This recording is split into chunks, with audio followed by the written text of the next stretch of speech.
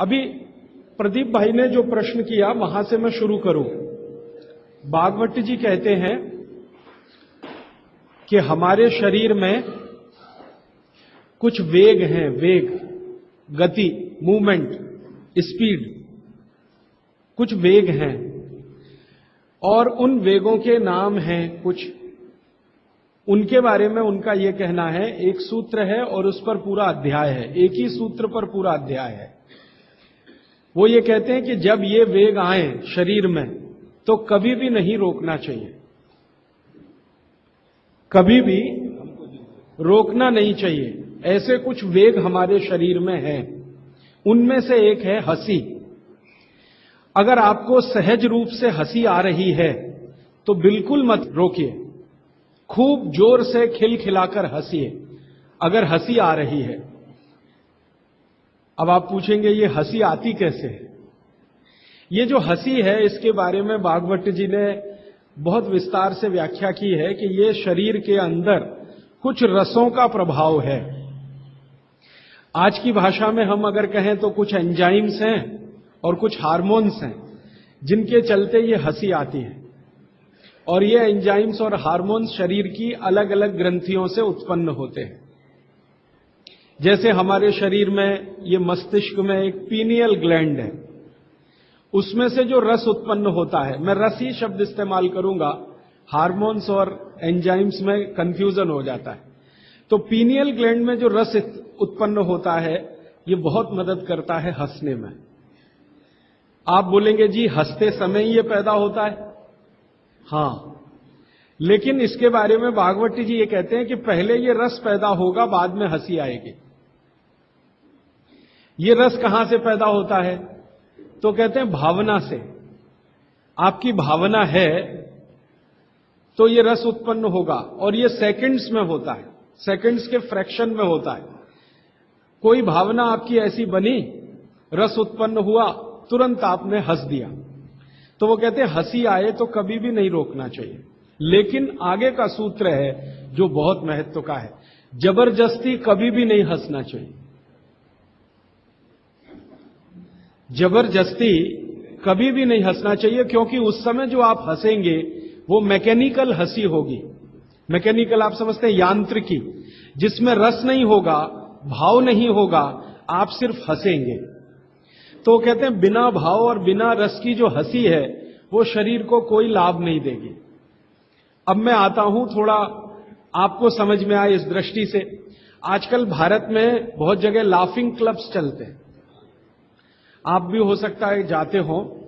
तो laughing clubs में जो हंसी है वो पूरी तरह से यांत्रिक है, मैकेनिकल है। वो कहते हैं मुंह फाड़ के हंसो, हा हा हा हा हा। इसमें न रस है न भाव है। वो कहते हैं हंसते समय रस भी होना चाहिए, भाव भी होना चाहिए। हां, ये जरूर है कि उस लाफिंग क्लब में आपको कोई जोक सुनाकर हंसी आती है, या उन्होंने कोई एक्टिंग की और उस पर आपको हंसी आती है, वो ठीक है। आपको लाफिंग क्लब में किसी ने जोक सुनाया, मजाक किया, आपको हंसी आई तो उसमें रस भी होगा, भाव भी होगा। लेकिन ये मुंह खोल के हा हा हा हा करेंगे, ना रस होगा ना भाव होगा। तो इससे बचें, क्योंकि इससे तकलीफ आएगी। फिर बिना रस और बिना भाव की जब हंसी आप हंसेंगे तो पेट में दर्द होगा,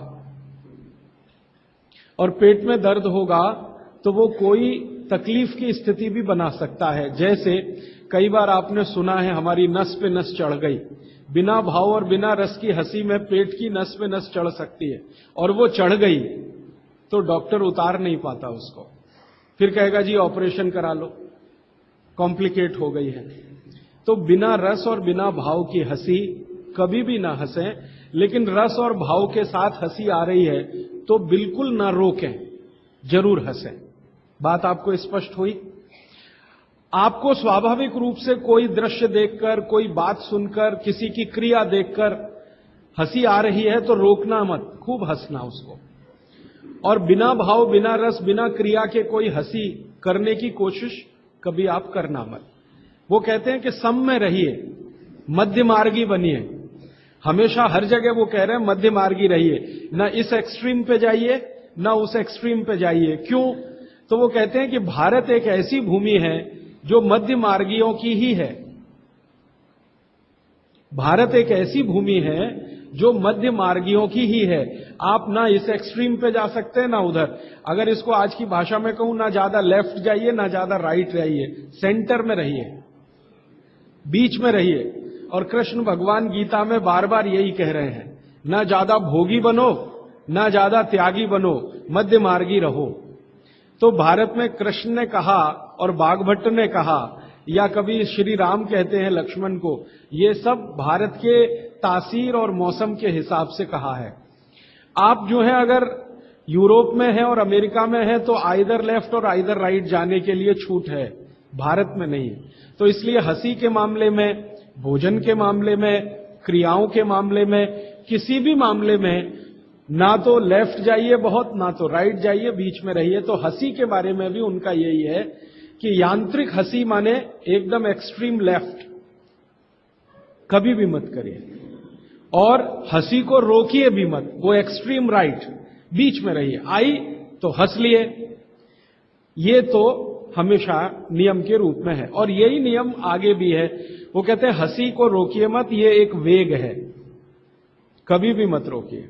इसी तरह से दूसरा एक वेग है छींक, कभी मत रोकिए इसको, लेकिन जबरदस्ती छींकने की भी कोशिश मत करिए।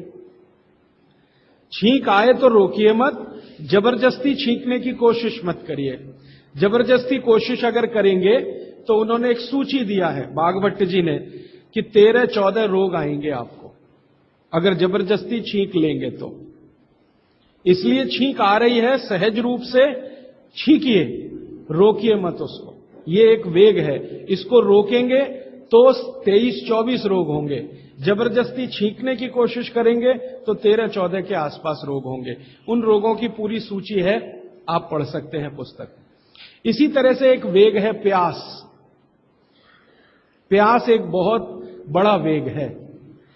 भागवत जी कहते हैं कि जब प्यास लग रही है पानी जरूर पीजिए, रोकिए मत प्यास को, लेकिन पीने का तरीका है वो ध्यान रखिए, सिप सिप करके पीना है। बहुत तेज प्यास लगे तो भी सिप सिप करके ही पीजिए, जल्दी जल्दी पानी कभी भी पीने की कोशिश मत करिए। और वो कहते हैं कि ये जो जल्दी पानी पीने का तरीका है ना, इसमें से 2 बीमारियां बहुत होंगी। एक जिसको आधुनिक भाषा में कहते हैं हर्निया, भागवत जी ने उसको कहा है आंत का उतरना, आज की भाषा में कहते हैं हर्निया। और दूसरा एक बीमारी है एपेंडिसाइटिस। पानी को जल्दी जल्दी पीने में ये 2 बीमारियां सबसे ज्यादा है, हर्निया, एपेंडिसाइटिस। और अगर उम्र बढ़ गई है, आपको उम्र बढ़ गई माने 60 वर्ष के ऊपर, और आप पानी इसी तरह से जल्दी जल्दी पी रहे हैं, तो हाइड्रोसिल की बीमारी भी होगी, प्रोस्टेट की भी प्रॉब्लम आ सकती है।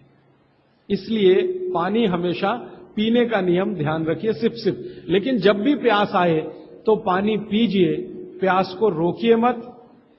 एक ही जगह उन्होंने कहा है कि बिना प्यास के पानी पीजिए, वो सवेरे का है। उषा पान के पानी की जो बात उन्होंने कही है कि सवेरे का समय, ब्रह्म मुहूर्त का समय, ब्रह्म मुहूर्त हमेशा सूर्योदय से 1.5 घंटे पहले का माना जाता है, तो ब्रह्म मुहूर्त का समय जरूर पानी पीजिए बिना प्यास के। वही एक समय उन्होंने कहा है कि बिना प्यास के पानी पी सकते हैं। बाकी कभी भी पूरे दिन में उन्होंने कहा है कि प्यास लगे तो जरूर पानी पीजिए। बस नियम वही है कि खाने के तुरंत बाद मत पीजिए। अगर खाने के तुरंत बाद प्यास लगी है तो छाछ पीकर, मट्ठा पीकर, दूध पीकर या जूस पीकर प्यास बुझाइए, और 1.5 घंटे के बाद आप पानी पीकर प्यास बुझाइए। तो प्यास एक वेग है, इसको रोकिए मत। नहीं तो क्या होगा, प्यास रोकने से लगभग उन्होंने सूची बनाई है 58 रोग हैं। अगर प्यास रोकी आपने, जब प्यास लगी है और आप नहीं पी रहे हैं पानी, तो 58 रोग आएंगे। इसलिए वो कहते हैं कि ये आप कभी मत करिए। अच्छा, दूसरी तरफ एक बात और कहते हैं कि उषा पान के समय को छोड़कर बाकी किसी भी समय में जबरदस्ती पानी पिएंगे तो भी तकलीफ आने वाली। हर जगह वो कहते हैं मध्य मार्गी रहिए, ना इधर जाइए ना ज्यादा उधर जाइए। तो ये प्यास का एक वेग है। ऐसे हाँ, आगे वो कह रहे हैं कि पानी जब भी पीना हो आपको तो हमेशा बैठ के ही पीजिए। खड़े खड़े पानी पीने को पूरी तरह से निषेध किया उन्होंने। हमेशा बैठ के पानी पीजिए। और बैठने के दो तरीके सबसे अच्छे हैं। उकड़ू बैठना, गाय का दूध निकालने वाले आसन में बैठना, नहीं तो ऐसे बैठना जैसे मैं बैठा हूं। कुर्सी पे बैठ के भी पानी पीने को मना किया। वो अर्ध बैठने की स्थिति होती है, आप पूरे नहीं बैठते हैं। हां, लेकिन कुर्सी पर बैठ के पानी पीना तो मैंने आपको बता दिया, ऐसे आलती पालती मार के कुर्सी पर बैठ जाइए फिर पीजिए। आगे का एक वो वेग को रोकने के लिए वो कहते हैं बहुत ही खतरनाक वेग है, जिसको आपने रोका तो बहुत तकलीफ आएगी। अब उसमें आप बहुत सारे तर्क और सवाल कर सकते हैं। भूख, भूख, ये भूख एक ऐसा वेग है जिसको अगर आपने जबरदस्ती रोकने की कोशिश की तो इसमें सबसे ज्यादा रोग उन्होंने गिनाए हैं। 103 रोग हैं अगर भूख को जबरदस्ती रोकने की कोशिश आपने की। और वो कहते हैं पहला रोग शुरू होगा एसिडिटी से और आखिरी जाएगा अंतड़ियों का कैंसर, इंटेस्टाइनल कैंसर। इसलिए कहते हैं भूख को जबरदस्ती मत रोकिए। अब तुरंत आपके मन में सवाल आएगा, जी हम तो उपवास करते हैं तो उन्होंने कहा है एक सूत्र में कि उपवास शरीर के शुद्धि की क्रिया है। और वो आगे कहते हैं कि शरीर शुद्धि होती है तो मन और चित्त दोनों की भी शुद्धि होती है उसके साथ। तो उपवास एक क्रिया है जो शरीर शुद्धि, मन और चित्त तीनों की शुद्धि के लिए है, लेकिन उसके लिए नियम है। वो ये कहते हैं कि जब आपके शरीर में आपको ऐसा लगने लगे कि अतिरिक्त कुछ हो रहा है, अतिरिक्त से मतलब मैं समझाता हूं। आप खाना खा रहे हैं और आपको ऐसा लग रहा है कि जितनी जरूरत है उतना खा रहे हैं, और कभी ऐसा लगने लगे कि जरूरत से ज्यादा खा लिया है, हमको तुरंत महसूस हो जाएगा, ये शरीर तुरंत बता देगा कि आज तो कुछ ज्यादा ही खा लिया। तो कहते हैं कि जब स्थिति ऐसी हो, वो किसी भी कारण से हो, आपको किसी चीज का स्वाद बहुत पसंद आ गया, या किसी ने बहुत आग्रहपूर्वक आपको खिला दिया, या आप कुछ इस स्थिति में थे, मूड आपका ऐसा था, ध्यान ही नहीं रहा, बातें करते करते या खाना खा रहे हैं ज्यादा चला गया, ऐसी किसी भी स्थिति में जब अतिरिक्त है तब आप उपवास के बारे में जरूर तय करिए, माने आप उपवास करिए। अब उन्होंने उपवास के नियम बताए, बहुत लंबा अध्याय है वो, उसमें से 2-3 महत्व के नियम बता देता हूं। पहला नियम यह है कि कभी भी उपवास अगर करना है तो सप्ताह में माने 7 दिन होते हैं, उसमें एक दिन का तो ठीक है, एक दिन का उपवास बहुत अच्छा है। 7 दिन अगर आपने लगातार सुबह दोपहर शाम 3 बार भोजन किया है तो कहते हैं एक दिन का उपवास बहुत अच्छा है, जरूर कर सकते हैं। लेकिन उस उपवास वाले दिन नियमित रूप से समय समय पर बीच बीच में पानी पीते रहिए। बिना पानी का उपवास अच्छा नहीं है, पानी पीते रहिए बीच बीच में। क्यों पीते रहे? वो कहते हैं कि आप भले उपवास करो, लेकिन शरीर के पेट में जो अम्ल बनने की क्रिया है वो तो रुकने वाली नहीं है, वो तो तभी रुकती है जब आप मर जाते हैं। ये तो सतत अम्ल को रिलीज करता ही रहता है, और पेट में जो अम्ल है वो ना हाइड्रोक्लोरिक एसिड है, खराब अम्लों में उसकी गिनती मानी जाती है। हाइड्रोक्लोरिक एसिड ही पेट में ज्यादा है, तो ये तो रिलीज होता ही रहेगा। अब ये रिलीज होता है खाने को पचाने में मदद करने के लिए, खाना आप खाएंगे नहीं, लेकिन इसका रिलीज होना रुकेगा नहीं, क्योंकि शरीर आपके कंट्रोल में नहीं है, वो प्रकृति और भगवान के कंट्रोल में है। तो वो कहते हैं कि थोड़ा पानी पीते रहें, तो ये जो HCl है ये डाइल्यूट होके पेशाब के रास्ते निकलता रहे तो हानि नहीं पहुंचाएगा। और अगर आपने पानी नहीं पिया उपवास में तो ये हाइड्रोक्लोरिक एसिड आपकी अंतड़ियों को जला डालेगा, आंतों को जला डालेगा, तब आप कोई गंभीर बीमारी के शिकार होंगे, और तब आप शायद परेशान हो जाएं और आपकी बीमारी ठीक भी ना होने पाए। क्योंकि भागवत जी कहते हैं कि शरीर के किसी भी अंग का कोई परमानेंट डैमेज हो गया तो उसका रिपेयरिंग नहीं होता। एक बार डैमेज हुआ परमानेंट तो रिपेयरिंग नहीं होता। तो फिर आपको क्या होगा? अल्सर होगा, पेप्टिक अल्सर होगा, घाव बन जाएगा आंतों में, और फिर वो इतनी खराब स्थिति में लेके जाएगा कि डॉक्टर कहेगा आते काट के निकालो। तो ये मत करिए। वो ये कहते हैं उपवास करना हो तो 7 दिन 3 समय का भोजन किया है, 7 दिन माने 6 दिन, तो 7वें दिन आप 1 दिन उपवास करिए, लेकिन थोड़ा थोड़ा पानी पी पी के उपवास करिए। मतलब ये है, दूसरे शब्दों में मैं कहूं, निर्जला उपवास मत करिए। अब हमारे यहां कई जगह मैंने देखा, दुर्गा माता का समय आएगा तो हम सब बहुत बार 7 दिन निर्जला उपवास करते हैं, 7 दिन लगातार। वो तकलीफ देगा आपको। आप करते हैं भक्ति भाव से, बहुत अच्छा है, लेकिन वो तकलीफ दे दे आपको शारीरिक रूप से, वो ठीक नहीं है।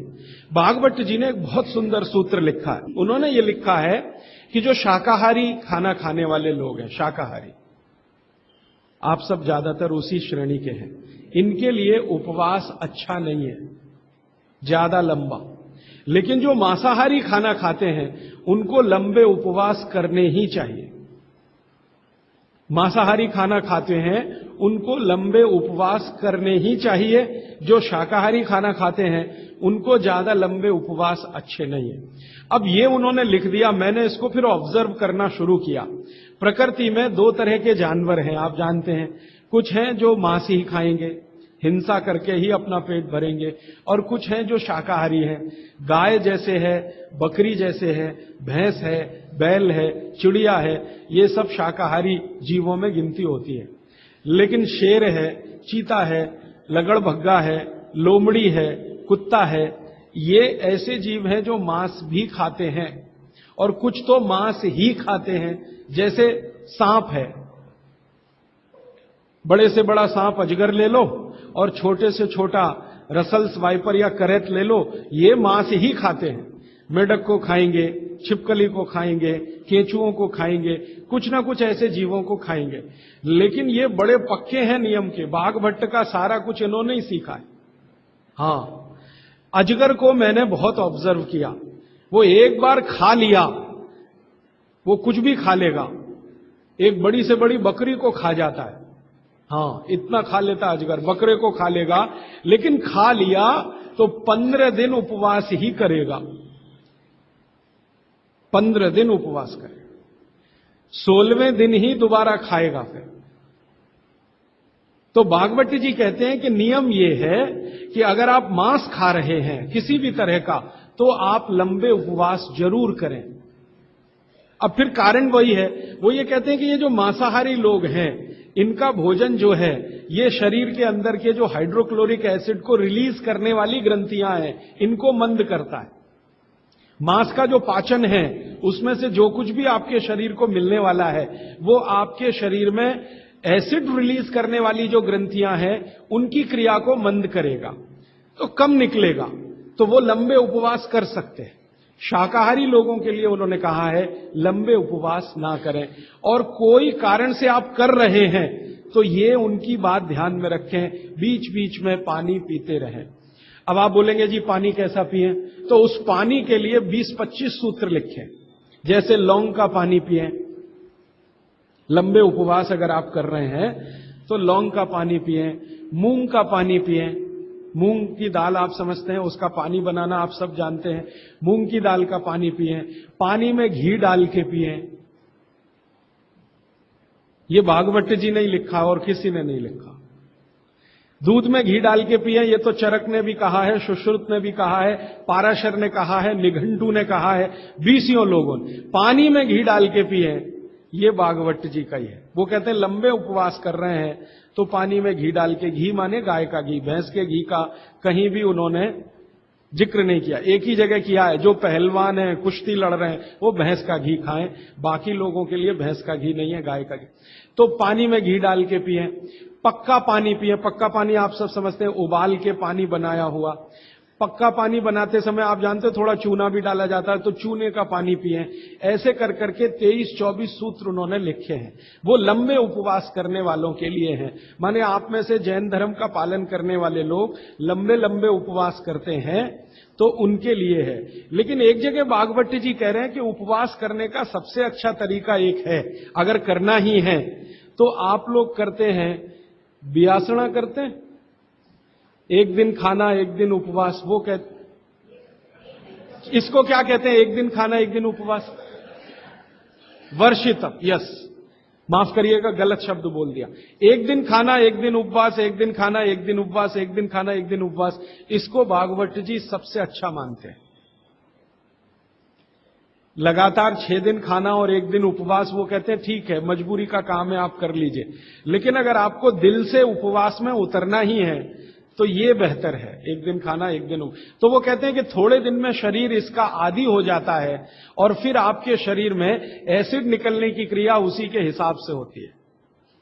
थोड़े दिन में, पहले कुछ दिन तकलीफ आएगी, लेकिन थोड़े दिन में आदी हो जाएगा। और शायद इसलिए जैन दर्शन में या जैन समाज में वर्षी तप करने वालों का बहुत महत्व है, बड़ा सम्मान किया जाता है, बहुत गाजे बाजे के साथ उनको मंच पर बिठा के मालाएं डाल के। वो शायद इसलिए है कि वो बहुत वैज्ञानिक काम कुछ कर रहे हैं। तो वो भूख के बारे में कह रहे हैं कि भूख का वेग ज्यादा रोकना नहीं, अगर आप मेहनत और मजदूरी कर रहे हैं तब तो कभी मत रोकना।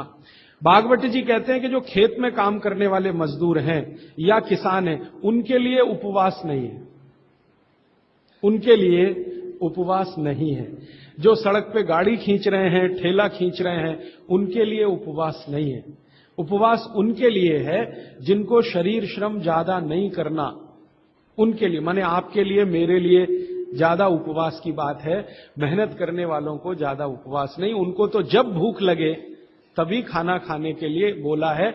लेकिन वो कहते हैं कि खाने का समय तय कर लें तो भूख भी उसी के हिसाब से लगती है।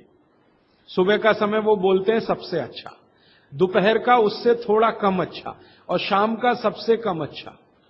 माने सुबह का नाश्ता या भोजन जैसा हो, दोपहर का लंच जो है नाश्ते जैसा हो, और रात का खाना तो बिल्कुल या कम से कम, शाम का खाना कम से कम हो। वो मैं पहले दिन आपको दूसरे दिन बता चुका। और एक वेग के बारे में उन्होंने कहा है जिसको रोकने की कोशिश कभी ना करें, जम्हाई आना। जम्हाई समझते? मुंह खोलकर आप जम्हाई ले। वो कहते हैं कि ये जो जम्हाई आने का समय है इसको कभी भी रोके नहीं, ये कभी भी आएगी। ये कब आती है? जब भी आपके, अब मैं आपका आधुनिक विज्ञान इसमें जोड़ रहा हूं, भागवत जी ने जो कहा वो आपको देर में समझ में आएगा, आधुनिक विज्ञान जल्दी समझ में आ जाएगा। ब्लड में ऑक्सीजन की मात्रा जब भी कम हो जाएगी, जम्हाई जरूर आएगी एक्स्ट्रा ऑक्सीजन लेने के लिए। मुंह खोलकर आप जो है जम्हाई लेंगे तो ये एक्स्ट्रा ऑक्सीजन जाने के लिए है। तो वो कहते हैं कि जमाई को कभी ना रोकें। ये जो हम कर लेते हैं ना, शर्म आने के लिए जबरदस्ती मुंह बंद करके जमाई लेने की कोशिश करते हैं, बहुत खतरनाक। कभी मत करिए, मुंह खोलिए पूरा, क्योंकि आपके शरीर का आपको आदेश आ रहा है, मुंह खोलिए, भरपूर हवा अंदर भरिए तो ही अच्छा है। और बच्चों को भी वैसे ही सिखाइए, इसमें कोई शर्म करने की बात नहीं है, क्योंकि ये प्रकृति की क्रिया है, शरीर को दुरुस्त रखने के लिए है। जम्हाई जरूर लीजिए। और कई बार हम हाथ रख लेते हैं मुंह पे, ये बहुत ही खराब है, क्योंकि वायु को जाने से आप रोक रहे हैं। वो जम्हाई आ रही है ज्यादा ऑक्सीजन के लिए, शरीर में शुद्ध वायु ज्यादा जाए, इसके लिए जम्हाई आ रही है, और आपने मुंह पे हाथ रख लिया और फिर जम्हाई ले रहे हैं, ये बहुत खराब। कभी मत करिए, मुंह खोलकर जम्हाई लीजिए। हां, फिर एक बात वो ये कह रहे हैं, यहां पर जैन दर्शन की बात बहुत गहराई से समझ। एक जगह कहते हैं कि आपसे ज्यादा ज्ञानी और आपसे ज्यादा तपस्वी लोगों के नजदीक बैठे हैं तो दूर जाकर जम्हाई लीजिए। माने इसको मैं ऐसे समझाऊं, किसी महाराज साहब के पास बैठे हैं जो दोनों ही स्थिति में आपसे ज्यादा तपस्वी भी हैं और ज्ञानी भी हैं, तो उनके पास बैठ के जम्हाई कभी मत लीजिए। आप उठ जाइए, कहीं दूर कोने में चले जाइए, हैं? हां, लेकिन वेग बंद हो तो उसके लिए फिर दूसरा है, वो मजबूरी का है कि जेब से रूमाल निकालिए, कोशिश करिए, क्योंकि आपकी जम्हाई उनको तकलीफ करने वाली है। आप जब, ये तो आप जानते हैं प्रकृति का नियम है कि जितनी ऑक्सीजन लेंगे उतनी कार्बन डाइऑक्साइड तो निकलेगी, नहीं तो स्पेस बनेगा नहीं ऑक्सीजन के लिए। तो आपकी जो कचरा वायु है वो महाराज जी को क्यों दे रहे हैं? क्योंकि आपकी कार्बन डाइऑक्साइड महाराज जी की तुलना में बहुत कचरा है, क्योंकि सब तरह के कुकर्म आप करते हैं। तपस्या आपके जीवन में है नहीं ज्यादा, संयम आपके जीवन में है नहीं ज्यादा, और लोभ, लालच, मद, मोह, काम, क्रोध सब कुछ आप में भरा हुआ है, और उनका जीवन बिल्कुल इन सब कषायों से परे है। तो उनके सामने जो आप कार्बन डाइऑक्साइड निकालेंगे वो उनको तकलीफ कर दे। इसलिए वो कहते हैं कि अपने से ज्ञानी और तपस्वी लोगों के पास जब भी आप बैठे हों तो जमाई ना लें, दूर जाके लें, और कुछ मजबूरी हो जाए तो ये मैं जोड़ रहा हूं, भागवत जी ने नहीं कहा कि आप मुंह पे रूमाल तो कम से कम रख लें, हाथ रख के जमाई महाराज जी के सामने ही लें, ऐसा कहो। बाकी जीवन में लेने की आपको जरूरत है। अब एक और वेग है जिसको कभी ना रोके, नहीं तो बहुत तकलीफ आएगी, मूत्र का वेग। मूत्र वेग कभी भी रोकने की कोशिश ना करें। जब भी आपको ऐसा लग रहा है कि मूत्र आना ही चाहिए या शरीर सिग्नल दे रहा है, तुरंत उस वेग को निकालिए। और मैं अब आपको आधुनिक विज्ञान कहता हूं, पहले भागवत जी की बात करें। वो कहते हैं कि ये मूत्र वेग को कभी भी रोकेंगे तो रक्त के सारे विकार आपके शरीर में आएंगे, रक्त के सारे विकार आपके शरीर में आएंगे। अब मैंने ये एक एक्सपेरिमेंट मेरे ऊपर कभी किया था कि मैं मूत्र का वेग रोकूं, फिर देखूं क्या होता है। तो तुरंत मैंने महसूस किया कि शरीर पे दबाव बढ़ गया, प्रेशर बढ़ गया शरीर पर, शरीर के हर हिस्से पर प्रेशर बढ़ गया। फिर मैं तो मरीज का इलाज भी करता हूं, तो बहुत मरीज मेरे पास ऐसे आते हैं जिनको पेशाब नहीं आ रही है। तो सबसे ज्यादा तड़प उनकी जिंदगी में मैंने तभी देखी है जब उनकी पेशाब रुक जाती है, मूत्र रुक जाता है। वो कहते कुछ भी करो, ये रिलीज करो, क्योंकि ये रोकना ठीक नहीं है। इसलिए मूत्र के वेग को नहीं रोकें। इसमें हर तरह से दबाव शरीर पे पड़ेगा, सब तरह की ग्रंथियों पर दबाव बढ़ेगा, रक्त पर दबाव बढ़ेगा, हर तरह से दबाव बढ़ेगा। तो मूत्र को रोकने की कभी भी कोशिश ना करें, जब आए तब जाएं। अब आपके मन में एक प्रश्न आ सकता है कि जी बार बार मूत्र आए तो, हर 10 मिनट में आए, हर आधा घंटे में आए, और 1-2 बूंद आए फिर नहीं आए, 1-2, तो आप समझिए कि कोई बीमारी के शिकार हैं आप।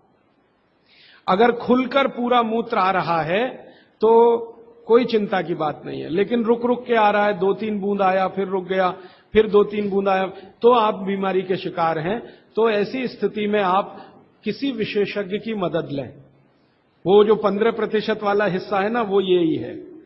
ऐसी स्थिति में किसी विशेषज्ञ की मदद लें और वो आपको मदद कर दे मूत्र को निकालने में, तो बहुत अच्छा है। दवा की मदद से, औषधि की मदद से ये बहुत आसान है, बहुत संभव है, बहुत आसान है, बहुत संभव है। अब थोड़ा आगे बढ़ें। इसी तरह से वो कहते हैं मल का वेग कभी ना रोकें। मूत्र है, मल का वेग कभी ना रोकें। अगर आपको ऐसा लग रहा है कि टॉयलेट जाने की इच्छा है तो जरूर जाइए, सोचिए ही मत उसके बारे में। आप बोलेंगे जी कोई परिस्थिति ऐसी है, मैं ऐसा मानता हूं कि अब ऐसी कोई परिस्थिति है नहीं। ट्रेन में सभी जगह टॉयलेट रूम्स हैं, हवाई जहाज में सभी जगह टॉयलेट रूम्स हैं, आपके घर में तो है ही, यहां जहां भी बैठे हैं वहां है। हो सकता है सड़क पर चलते समय तो सरकारों ने कई जगह बनाए हैं। माने कोशिश करिए कि वो रोके नहीं उस वेग को। आप अगर है ऐसी इच्छा तो जरूर जाइए, जरूर जाइए। फिर आप कहेंगे जी फिर वही मूत्र वाली स्थिति है, बार बार टॉयलेट आती है तो भागवत जी ने कहा है कि एक दिन में 2 बार अगर आप शौच के लिए जा रहे हैं तो ये सामान्य है, नॉर्मल है, माने आपको कुछ तकलीफ नहीं है। अगर एक दिन में 2 बार आप जा रहे हैं, वो 2 बार हो सकती है आपके शरीर के हिसाब से, हो सकता है सुबह और शाम आप जाएं, कोई लोगों को सुबह और दोपहर भी हो सकती है, कोई लोगों को सुबह सुबह भी 2 बार हो सकता है ऐसी स्थिति। तो वो कहते हैं 2 बार तक तो सामान्य है। 3 बार जब आप करेंगे, 2 से 3, तो वो कहते हैं थोड़ा असामान्य है, और 3 के बाद तो जाना ही नहीं है। अगर जा रहे हैं तो कोई बीमारी है, फिर विशेषज्ञ की मदद लीजिए और उसको ठीक करिए। तो मल के वेग को ना रोकें, मूत्र के वेग को ना रोकें, जमाई आ रही है तो ना रोकें, हंसी आ रही है तो ना रोकें, प्यास लग रही है तो कभी भी अपने को ना रोकें। इस तरह के उन्होंने कई वेग के बारे में कहा है। ऐसे लगभग 14 वेग हैं। मैंने कुछ बता दिए, बाकी आप चाहें तो पढ़ लेना किताब में, क्योंकि समय कम है। हर बार मुझे यही लगता है कि क्या छोड़ूं क्या बताऊं। थोड़ा इससे आगे बढ़ें तो आपके जीवन के बारे में वो ये कह रहे हैं कि ये एक वेग ऐसा है जिसके बारे में साधु संत और महंत, साधु संत महंत तपस्वी तेजस्वी, ये लोग ही हैं जो उस वेग को रोक सकते हैं, बाकी के लिए नहीं है। वो जो साधु हैं, संत हैं, महंत हैं, उनके लिए यह है कि वीर के वेग को रोकें, और गृहस्थी जीवन चलाने वालों के लिए है कि वो कभी भी ना रोकें। इस पर भागवत जी ने बहुत लंबी व्याख्या की है। साधु संत महंत महाराज साहब ब्रह्मचारी तेजस्वी तपस्वी, इस तरह के लोगों के लिए उन्होंने निर्देश किया है कि वो जरूर अपने वीर के वेग को रोकें, और अगर नहीं रोक पाते हैं तो उनकी साधुता, उनकी सन्यासी होने की बात वो कमजोर पड़ती है। और आप जैसे लोग जो गृहस्थी का जीवन जी रहे हैं, उनके लिए वीर के वेग को रोकना बहुत ही खतरनाक है। माने इसको उन्होंने काम वेग करके कहा है। काम वेग गृहस्थ लोगों को कभी रोकना नहीं चाहिए, और साधु संतों को हमेशा तपस्या करके उस पर कंट्रोल करने के लिए ही प्रयास करना चाहिए। तो साधु संतों का जो जीवन है वो पूरा जीवन शायद इसी में चला जाए तो भी वो कहते हैं कि निरर्थक नहीं है। अब क्यों उनको नहीं करना चाहिए, क्यों आपको करना चाहिए, ये विश्लेषण में जाऊंगा तो देर ज्यादा हो जाएगी। आपको संकेत रूप में मैं आपसे कह रहा हूं कि वीर का वेग, काम का वेग, वो कहते हैं सबसे खराब वेग है जो रोका तो आपके लिए। और साधु संत महंतों के लिए कहते हैं कि अगर उन्होंने नहीं रोका तो उनके लिए सबसे ज्यादा खराब। तो उनका प्रयास पूरे जीवन भर ऐसा होना चाहिए जो उसको रोक। अब उस प्रयास में ही उनकी दिनचर्या, उनकी ऋतुचर्या और उनकी आहारचर्या शामिल है। भागवत जी ने कई सूत्र लिखे हैं कि जो सन्यासी हैं, संत हैं, महात्मा हैं, उनकी दिनचर्या, ऋतुचर्या, आहारचर्या आपसे भिन्न है, होनी ही चाहिए। और आपकी दिनचर्या, ऋतुचर्या, आहारचर्या साधु संत और महात्माओं से भिन्न है, जो होनी ही चाहिए। दोनों जगह भिन्नता है, वो जान लेने के लिए आवश्यक है। तो हम कहते हैं ना, साधु संत और सन्यासियों के भोजन तीखे मसाले वाले ना हो, एकदम सादगीपूर्ण हो, ज्यादा उसमें घी तेल ज्यादा इस्तेमाल ना हो, वगैरह वगैरह। तो और आपके लिए बिल्कुल उल्टा, आपके भोजन में तीखे मिर्च मसाले हो तो चलेगा, घी तेल बहुत ज्यादा हो तो भी चलेगा। तो गृहस्थियों के लिए जो जीवन है आहारचर्या, दिनचर्या और ऋतुचर्या का, और साधु सन्यासियों के लिए जो जीवन है दिनचर्या, दोनों में बहुत अंतर है। इस पर लंबा विश्लेषण हो सकता है, समय की कमी। अब मैं आ जाता हूं, आपको जो कुछ मैंने अब तक कहा उसको जरा समराइज कर दो। जो कुछ अब तक कहा 6-7 दिनों में, उसको थोड़ा समराइज कर दूं। और इतना समरी जरा ध्यान से आप सुन लीजिए, नहीं तो फिर से लिख लीजिए। एक बार लिख चुके हैं तो दोबारा भी लिख लीजिए, कोई उसमें नुकसान नहीं होगा। हो सकता है याद ही हो जाए आपको, क्योंकि बार बार कोई चीज लिखे ना तो अच्छे से याद होती है।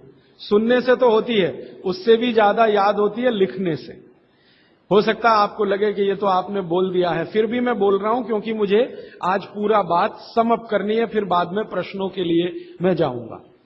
आप एक साधारण गृहस्थ हैं। साधारण गृहस्थ से मतलब जो भागवत की परिभाषा में असाधारण कौन है? जो साधु हैं, संत हैं, सन्यासी हैं, महात्मा हैं, ब्रह्मचारी हैं, ये सब असाधारण श्रेणी के लोग हैं। आप जो हैं साधारण श्रेणी में आते हैं। तो साधारण श्रेणी के लोगों को जीवन भर बिना रोग के जीवन बिताना, बिना डॉक्टर की मदद के अपनी जिंदगी को चलाना, बिना विशेषज्ञ की मदद के अपने जीवन को चलाना, उसके लिए उन्होंने जो कुछ कहा वो मैंने पिछले 7 दिन में अलग अलग समय पर आपको बताया। आज फिर उसको कह रहा हूं, रिपीटिशन कर रहा हूं ताकि याद रहे। तो सबसे पहला मुख्य नियम है आप जैसे लोगों के लिए, वो वही है, खाना खाने के बाद कभी भी पानी ना पिएं। ये सबसे जरूरी, सबसे आवश्यक नियम। खाना खाने के बाद कभी भी पानी तुरंत ना पिएं, 1.5 घंटे के बाद पानी पिएं। एक्सप्लेनेशन मैं पहले दे चुका हूं, अगर आप चाहें तो फिर समझा देता हूं। खाना खाते ही पेट में अग्नि प्रदीप्त होती है, उसको जठर अग्नि कहते हैं। जठर पेट का वो स्थान है जहां खाने का पाचन होता है। हिंदी में उसको आमाशय कहते हैं, संस्कृत में जठर कहते हैं। तो जठर स्थान पे अग्नि प्रदीप्त होती है और ये अग्नि 1.5 घंटे तक ही रहती है। तो 1.5 घंटे तक पानी न पिए तो अग्नि अपना काम अच्छे से करेगी, तो भोजन आपका अच्छे से पचेगा, रस में बदलेगा। और मैंने आपको क्रिया बताई थी कि पहले खाना जो है ना पेस्ट में बदलता है। जैसे आप घुटी हुई खिचड़ी खाते हैं ना, खिचड़ी, वैसे खाना बनता है, वो 1.5 घंटे में बनता है। फिर उसके बाद रस निकलता है, और जब रस निकलेगा तब पानी की जरूरत है, क्योंकि बिना पानी के रस नहीं बनता। तो कहते हैं 1.5 घंटे के बाद पेट भर के पानी पिए। यह सबसे जरूरी, सबसे आवश्यक पहला नियम। दूसरा नियम, पानी कभी भी पिए तो घूट घूट भर के पिए। यह मैं बहुत आवश्यक नियम मानता हूं सबके लिए, आप जैसे लोगों के। आप में से थोड़ा अगर किसी को भी धीरज हो, धैर्य अपने जीवन में, तो आप ये चालू कर दीजिए, पानी घूट घूट घूट, जितना कम से कम 1 घूट में पानी पी सके उतना, और मुंह में घुमा घुमा के, ऐसे ऐसे कर करके। आप 6 महीने बाद देखना, 6 महीने बाद आपके शरीर की पूरी बायोकेमिस्ट्री बदल जाएगी। सबसे पहली चीज जो आप महसूस करेंगे, आप कहेंगे मैं पहले से ज्यादा फ्रेश हूं, आप कहेंगे मैं पहले से ज्यादा हल्का हो गया, माने वजन कम हो गया, आप कहेंगे पहले से अच्छी नींद आ रही है, आप कहेंगे पहले से अच्छा खाना हजम हो रहा है, आप कहेंगे पहले से ज्यादा मेरे दर्द कम हो गए, जो घुटनों का, कमर का, कंधे का, जगह जगह, आप कहेंगे चक्कर आना बंद हो गए, आप कहेंगे सुबह सुबह उठकर सिर का दर्द कम हो गया। ऐसी 85 बातें आप खुद कहेंगे 6 महीने के बाद। आप करिए इसको। मैंने तो कई लोगों को बताया साल साल भर से कर रहे हैं, 1.5 साल से कर रहे हैं। मैंने आपको एक उदाहरण दिया था, हमारा एक सहयोगी है, कल बेंगलोर में 140 किलो का था, 1 साल से घूट घूट पानी पी रहा है, अभी 70 किलो का है।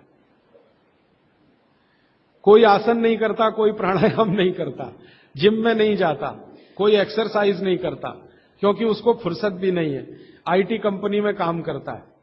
लेकिन इतना जरूर करता, पानी जब भी पिएगा घूट घूट पिएगा, खाने के 1.5 घंटे बाद ही पिएगा। ये अद्भुत है। इस नियम को मैंने हजारों लोगों पे करके देखा है, एकदम एक्सीलेंट रिजल्ट है, कई बार तो चमत्कारिक रिजल्ट है। और कारण उसका क्या है? कारण उसका एक ही है कि घूट घूट पानी पीने से ज्यादा लार पेट में जाती है। पेट को हमेशा लार की जरूरत है, क्योंकि यहां एसिड बन रहा है।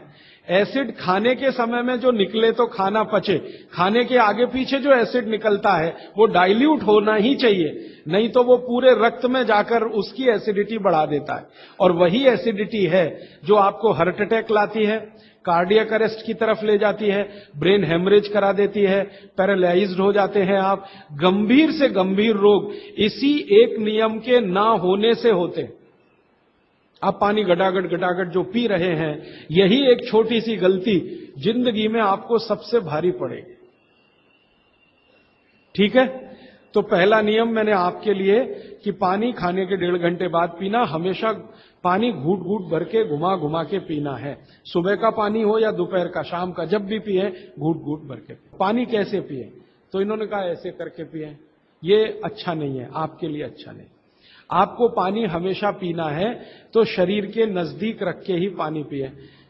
हमारे भारत में, मैं आपको एक बात ऐसी कहता हूं जो थोड़ी सी हटकर है, लेकिन आपको समझाने में मदद करे। भारत में हजारों साल की जो सभ्यता है, गिलास नहीं है। ये गिलास जो है ना, विदेशी है। गिलास भारत का नहीं है। ये गिलास जो है ना, यूरोप से आया, और यूरोप में पुर्तगाल से आया। ये पुर्तगाली जब हमारे देश में घुस गए, तब से गिलास में हम फंस गए। गिलास अपना नहीं है, लोटा है, लोटा। लोटा और गिलास का अंतर आप, लोटा है, और लोटा कभी भी एक रेखीय नहीं होता, वो ऐसे ऐसे ऐसे ऐसे होता है। तो भागवती जी कहते हैं कि जो बर्तन एक रेखीय हैं उनका त्याज्य करें, वो है नहीं, अच्छे काम के नहीं है। तो गिलास का पानी पीना अच्छा नहीं माना जाता। तो लोटे का पानी पीना अच्छा माना जाता है। अब आप बोलेंगे जी क्या फर्क है? फर्क सीधा सा है, पानी के बारे में मैं बता चुका हूं। पानी को जहां धारण किया जाए वैसे गुण उसमें आते हैं। पानी अपने गुण कुछ नहीं है, जहां दे दो वही गुण हो जाते हैं। दही में मिला दो तो छाछ में बन गया, वो दही का गुण ले लेगा, पानी खत्म हो गया। दूध में मिलाया तो दूध का गुण। तो लोटे में पानी जो रखा तो पात्र का गुण आएगा, लोटे का। अब लोटे का गुण क्या? लोटा गोल है ना, गोल है ना। और आप थोड़ा गणित अगर समझते हैं और विज्ञान समझते हैं तो हर गोल चीज का सरफेस टेंशन कम रहता है। हर गोल चीज का सरफेस टेंशन कम रहता है, क्योंकि सरफेस एरिया कम होता है। हर गोल चीज का चूंकि सरफेस एरिया कम है, इसलिए सरफेस टेंशन कम है। इसको हिंदी में पृष्ठ तनाव कहते हैं। हर गोल चीज का सरफेस एरिया कम है तो सरफेस टेंशन कम है, और सरफेस टेंशन कम है तो जो पानी उसमें है उसका भी सरफेस टेंशन कम है। तो कम सरफेस टेंशन का पानी ही आपके लिए सबसे ज्यादा उपयोगी है। अगर सरफेस टेंशन बढ़ा हुआ पानी आप पिएंगे तो बहुत तकलीफ करने वाला है। सरफेस टेंशन बढ़ी हुई कोई भी चीज आप खाएंगे तो तकलीफ करने वाली है, क्योंकि उसमें शरीर को तकलीफ देने वाला एक्स्ट्रा प्रेशर आता है। तो गिलास का पानी और लोटे के पानी में जमीन आसमान का अंतर। इसी तरह से कुएं का पानी, कुआं गोल है ना, सबसे अच्छा। ये सारे साधु संत कुएं का ही पानी पीते हैं, आप जानते हैं। ना मिले तो बिहार कर जाते हैं, जहां कुआं मिलेगा वहां पिएंगे। देखा ना आपने साधु संत, वो कुएं का पानी उनके लिए सर्वश्रेष्ठ है, क्योंकि कुआं गोल है, कुएं की सरकमफरेंस कम है और सरफेस एरिया कम है, इसलिए सरफेस टेंशन कम है। और सरफेस टेंशन कम होने से क्या होता है?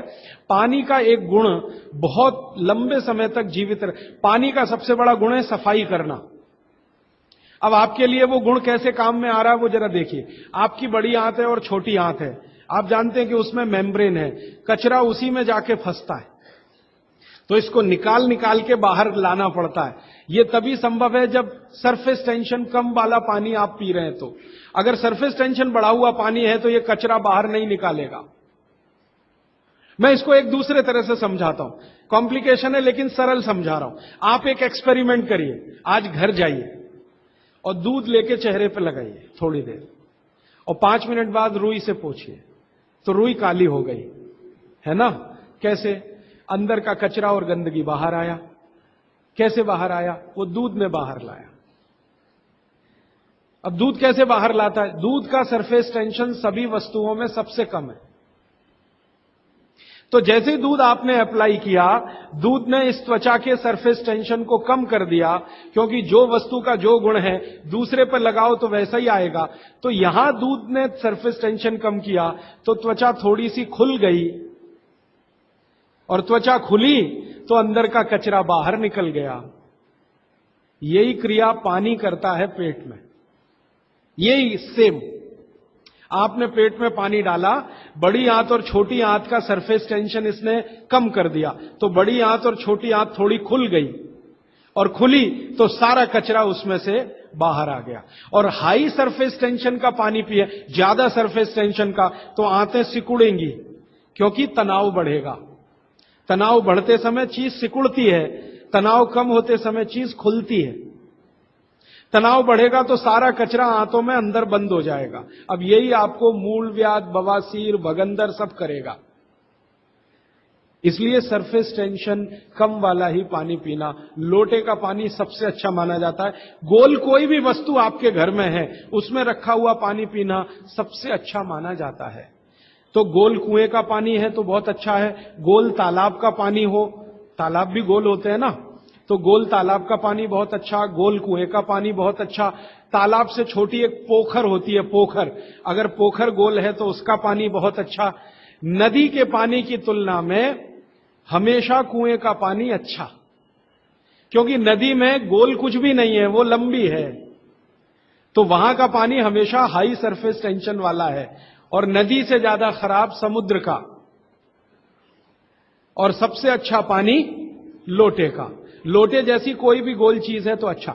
अब आप इसको प्रकृति में भी महसूस करेंगे, बारिश का पानी गोल होके ही नीचे आता है, माने बूंदें सब गोल हैं।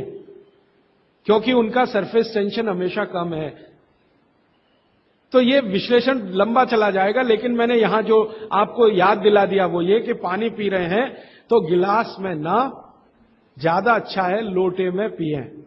तो लोटे वापस लाएं घर में, लोटे ही निकल गए, अब गिलास घुस गए, और लोटे निकले ना तो लाखों कारीगरों की जिंदगी खत्म हो गई जो लोटे बनाते थे।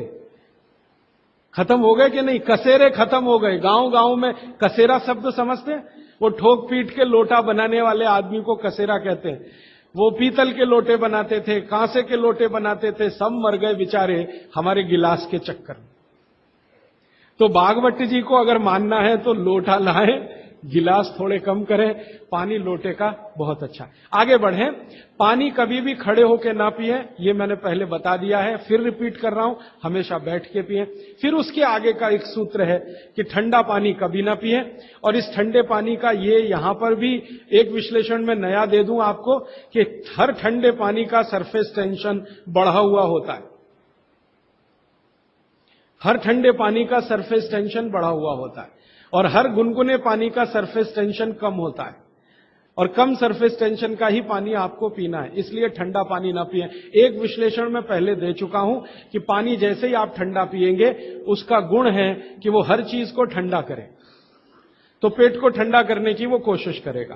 पेट ठंडा हुआ तो सारे ऑर्गन्स ठंडे हो सकते हैं और आप मर सकते हैं। तो पानी को पेट गर्म करेगा, फिर आप ये जान लीजिए। और पेट पानी को गर्म करेगा तो अतिरिक्त ऊर्जा लगेगी उसको, और वो ब्लड में से ही आएगी। तो सारा ब्लड पेट की तरफ दौड़ेगा। और बार बार आप ठंडा पानी पी रहे हैं दिन में 8-10 बार, तो हर बार ब्लड को पेट में भागना ही पड़ेगा। तो ब्रेन को ब्लड कम होगा, हार्ट को ब्लड कम होगा, ऑर्गन्स को ब्लड कम होगा, तो वो कमजोरी आने ही वाली है और हार्ट अटैक आ सकता है, ब्रेन हेमरेज हो सकता है। क्योंकि कोई भी ऑर्गन को ब्लड कभी भी कम नहीं पड़ना चाहिए, तभी आप दुरुस्त रहने वाले। इसलिए ठंडा पानी गलती से भी ना पिए। तो हमेशा कैसा पानी पिए? गुनगुना पिए। एक समय के लिए भागवत जी ने कहा है कि जब बहुत तेज गर्मी पड़ती हो, आपके यहां तो पड़ती है, मार्च, अप्रैल, मई, जून, तो वो कहते हैं कि मिट्टी के घड़े का पानी पिए। मिट्टी के घड़े के पानी को गुनगुना करने की जरूरत उतनी नहीं है, क्योंकि मिट्टी से ज्यादा शुद्ध पानी को करने वाली दूसरी कोई वस्तु दुनिया में नहीं। तो ये अब थोड़ा आगे चलें वो ये कि खाना जब भी खाएं, आपके लिए नियम है, स्टैंडिंग पोजीशन माने खड़े होके कभी ना खाएं, हमेशा बैठ के खाएं। बैठने की स्थिति ये सबसे अच्छी है। कुर्सी पे भी अगर मजबूरी में बैठ रहे हैं तो इसी स्थिति में बैठ के खाना खाएं, नहीं तो जमीन पे तो बहुत ही अच्छा है। फिर उसके बाद एक नियम जो आपको जरूर पालन करना चाहिए, बहुत आवश्यक है आपके लिए, कि दो विरोधी वस्तुएं साथ में कभी ना खाएं। आप जैन हैं तो आपको तो सब अच्छे से समझता, भक्ष और अभक्ष का ज्ञान सभी साधु महाराज देते हैं, साध्वी जी देते हैं। दूसरे लोगों के लिए कह दूं, दूध और दही साथ में नहीं खा सकते, विपरीत हैं। हालांकि दूध से ही दही बनता है, लेकिन दूध और दही की प्रकृति एकदम अलग है। दूध कुछ और काम करता है, दही बिल्कुल अलग काम। तो दूध दही साथ में ना खाएं। दूध और दही की बनाई हुई कोई भी वस्तु साथ में ना खाएं। खीर खा रहे हैं तो दूध की है, तो कढ़ी नहीं खा सकते। कढ़ी खा रहे हैं तो दही की है, तो खीर नहीं खा सकते।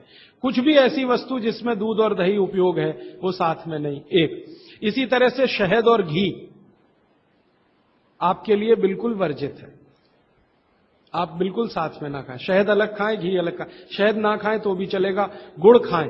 अच्छा, ये बड़ी विचित्र स्थिति है, गुड़ और घी साथ में जरूर खाएं, शहद घी साथ में ना खाएं।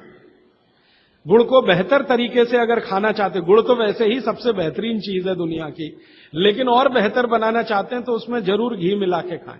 तो गुड़ घी चलता है, शहद घी नहीं कभी भी।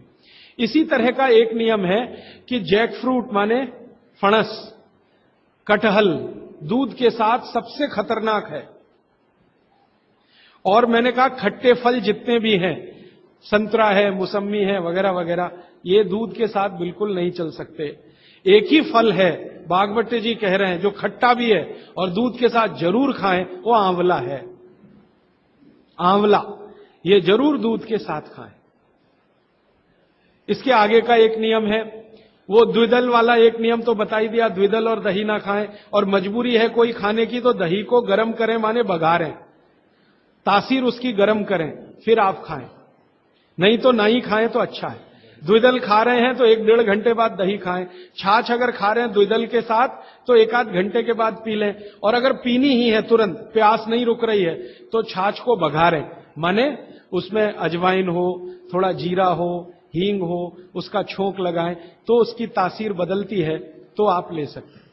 और इसके आगे का एक नियम कि सुबह का खाना 9:30-10 बजे तक, क्योंकि उस समय जठर अग्नि सबसे ज्यादा तीव्र है, और शाम का खाना 5-6 बजे तक। ये मैंने आपके हिसाब से कैलकुलेशन किया। भागवत जी ने कहा इसमें जलवायु का, मौसम का ध्यान रखना है। तो आपके हिसाब से, माने आप चेन्नई में हैं तो 9, 9:30, 10 बजे तक भरपेट खाना खाएं, शाम को 5-6 बजे तक भरपेट खाएं। बीच में अगर आप कहते हैं जी भूख लगी तो कुछ फल खा लें। नहीं तो अच्छी चीज भागवत जी ने जो कही है, सुबह का खाना जो 9-10 बजे खाएं, शाम का 5-6 बजे, उनको बीच में भूख लग रही है तो कहते हैं चना और गुड़ खाएं, शेंगदाना और गुड़, माने मूंगफली और गुड़ खाएं। माने उस समय आप चिक्की खाएं, क्योंकि गुड़ और चना, गुड़ और मूंगफली उसमें है। दोपहर को अगर भूख लग रही है, चिक्की आप चाहें तो अच्छी भी खा सकते हैं, माने ज्यादा भी खा सकते हैं। बस एक ही तकलीफ ध्यान में रखें कि जब चिक्की और गुड़ ज्यादा हो जाए तो थोड़ी सोंठ चाट लें या थोड़ी सोंठ खा लें, तो उसका जो तासीर है वो तुरंत बदल जाता है। नहीं तो ज्यादा चिक्की खा ली तो नाक में से खून आ सकता है। तो नाक से खून ना आए, थोड़ी सोंठ या अदरक, सोंठ इस्तेमाल करते हैं तो सोंठ, नहीं तो अदरक, उसके साथ लें। फिर आगे भागवत जी कहते हैं कि आपके भोजन का आपके जो वातावरण से बहुत रिश्ता है। आप जिस वातावरण में रह रहे हैं उसका ध्यान हमेशा रखें। अब मान लीजिए आप मद्रास में रह रहे हैं, तो मद्रास के आसपास का जो वातावरण है ये गर्म है। गर्म वातावरण में गेहूं नहीं हो सकता। गेहूं को होने के लिए ठंड चाहिए। तो निश्चित रूप से चेन्नई के आसपास किसी खेत में गेहूं अच्छा होगा नहीं। कोशिश करेंगे तो तब अच्छा होगा जब ठंड बढ़ जाए, क्योंकि गेहूं ठंड की फसल है, गर्मी की नहीं। गर्मी की फसल जो है वो चावल है, धान है, चावल है, बाजरा बहुत गर्मी की फसल है। ये राजस्थान में रहने वाले सब लोग जानते हैं कितनी गर्मी है राजस्थान में, और वहीं बाजरा सबसे अच्छा होता है। कच्छ में, सौराष्ट्र में कितनी गर्मी है, बाजरा सबसे अच्छा वहीं होता है। तो गर्मी की जो फसलें हैं वो धान है, बाजरा है, और जौ है, जवारी है। जवारी आप समझते, ज्वार। तो ये सब आपके लिए अच्छे हैं। यहां चेन्नई में आप रहते हैं ना, ज्वार की रोटी खाएं, बाजरे की रोटी खाएं, गेहूं की कम ना खाएं तो भी चलेगा। जो यहां हो रहा है वो ज्यादा खाएं। अब आप बोलेंगे गर्मी में भी बाजरे की रोटी खाएं, ना खाएं, क्योंकि बाजरा वैसे तो गर्म है, लेकिन गर्मी में भी खाना है। मान लो आपको स्वाद है, छूट नहीं रहा है, जगह छूट गई है, स्वाद नहीं छूटता। मन हमारा अभी भी राजस्थान में है या कच्छ में है या सौराष्ट्र में। कुछ मजबूरी है कि हम यहां रह रहे हैं। अगर ये मजबूरी खत्म हो जाए तो आप सब भागेंगे यहां से। मजबूरी कैसी? कच्छ में, सौराष्ट्र में इतना ही पैसा आ जाए तो आप सब चले जाएंगे, क्योंकि मन जो है ना छूटता नहीं है, स्थान से लगा रहता है। स्वाद मन के साथ जुड़ा हुआ है। तो स्वाद के लिए ही अगर बाजरा खाना चाहते हैं तो बिना गुड़ के ना खाएं। यहां पर चेन्नई में गुड़ और घी के साथ बाजरे की रोटी आप खा सकते हैं, गुड़ और घी के साथ जवारी की रोटी आप खा सकते हैं। ज्यादा आप खाएं तो चावल आपके लिए, धान जो यहां होता है वो सबसे अच्छा है। तो तासीर ध्यान रखें, आबो हवा का ध्यान रखें, वातावरण का ध्यान रखें, हर बनाते समय भोजन में और खाते समय भोजन में। ये कुछ सूत्र हैं जो बहुत आवश्यक हैं आपके लिए, मैं मानता हूं, जो मैंने आपको पिछले एक 45 मिनट या 30 मिनट में जो रिपीट किए, जिनको मैं बहुत आवश्यक मानता हूं। और इसमें से एक सूत्र छूट गया जो बहुत आवश्यक, सुबह सुबह उठकर पहले पानी पिए। सुबह सुबह उठकर पहले पानी पिए। कारण मैं बता चुका हूं कि उठते ही आपके मुंह में जो लार बन रही है वो बहुत बहुत बहुत कीमती है, उसकी कीमत लगा नहीं सकते आप। वो एकदम अमूल्य चीज है, वो अंदर ही जाए तो अच्छा है। तो आप उठते ही पानी पीने का नियम बनाएं। कितना पानी पिए? मैंने बताया था 18 से कम उम्र के जो बच्चे हैं उनको लगभग 1.5 से 2 गिलास, 60 से ऊपर के जो बुजुर्ग हैं उनको भी 1.5 से 2 गिलास, और आप जिस उम्र में हैं 18 से 60 तो कम से कम 3 गिलास। पीने का तरीका वही है, सिप सिप सिप सिप करके पीना। और ये सुबह का पानी अकेला पानी है जो बिना प्यास के भी पीना। जी, ये मुख्य नियम मैं मानता हूं आपको जरूर धारण करने चाहिए।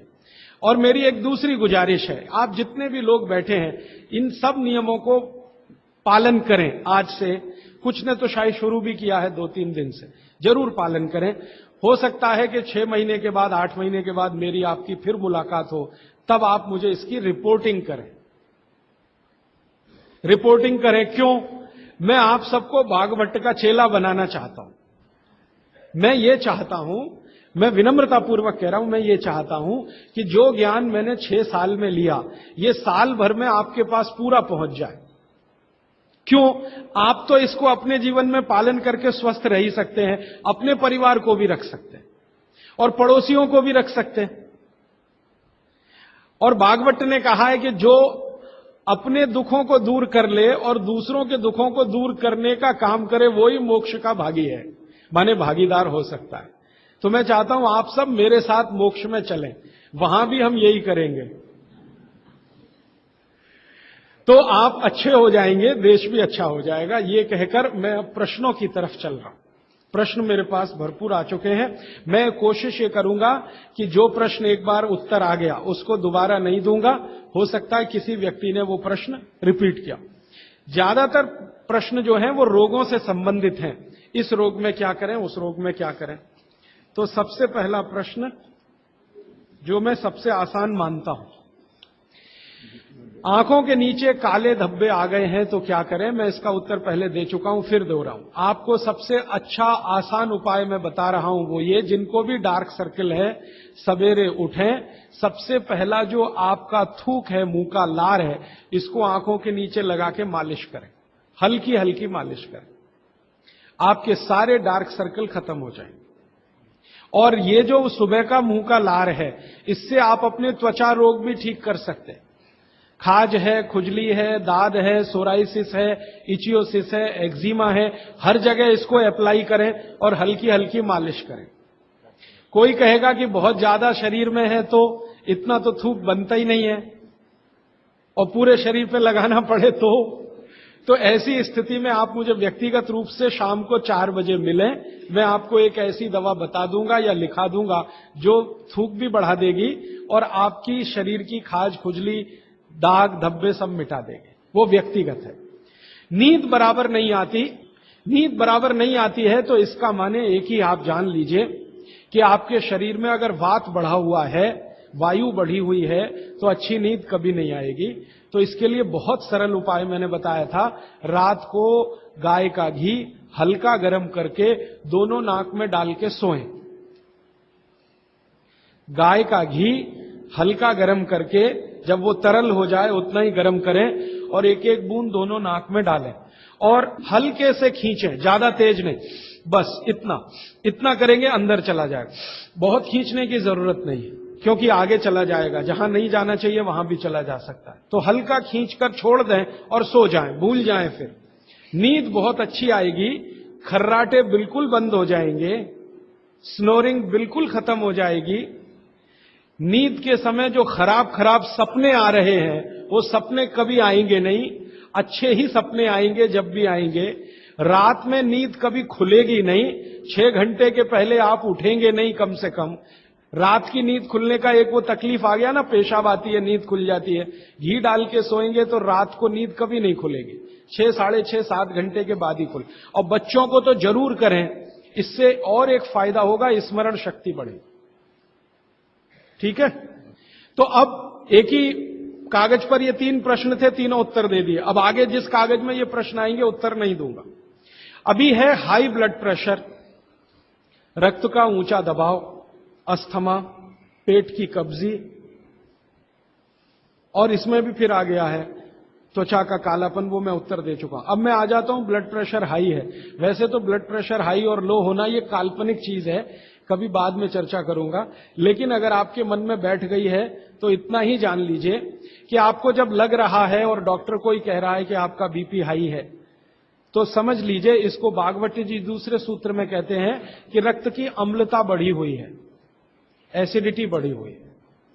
अब रक्त में अम्लता है, तो अम्लता को खत्म करने के लिए क्षारीय चीज खाएं, क्षार चीज खाएं, क्षार। अब क्षार वाली चीजें क्या है? सबसे अच्छी क्षार की चीज है मेथी, सब्जी के रूप में भी और दाने के रूप में मेथी।